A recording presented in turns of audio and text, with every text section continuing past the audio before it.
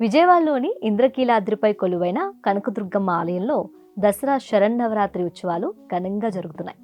మూడో రోజు అమ్మవారు అన్నపూర్ణాదేవి అలంకరణలో భక్తులకు దర్శనమిస్తున్నారు.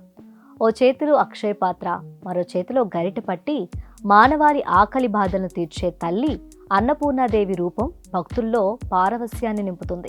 స్వర్ణ పాత్ర, బంగారు త్రిశూలం, అభయహస్తాలతో అమ్మవారి దర్శనం భక్తులను తన్మయత్వాన్ని కలిగిస్తుంది.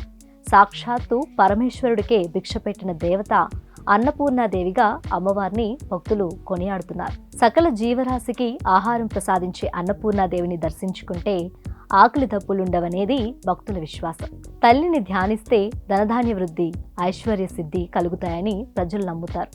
ఈ రోజున అమ్మవారికి నైవేద్యంగా పరమాన్నం, బూరెలు సమర్పిస్తారు. తెల్లటి పూలతో అమ్మవారికి పూజ చేసి పురుషార్థ ప్రదా పూర్ణ భోగిని భువనేశ్వరి అనే మంత్రాన్ని వీలైనన్ని సార్లు జపించటం వల్ల అమ్మవారి అనుగ్రహం కలిగి ధన, కనక, వస్తు, వాహన ప్రాప్తి సిద్ధిస్తుందని అంటారు.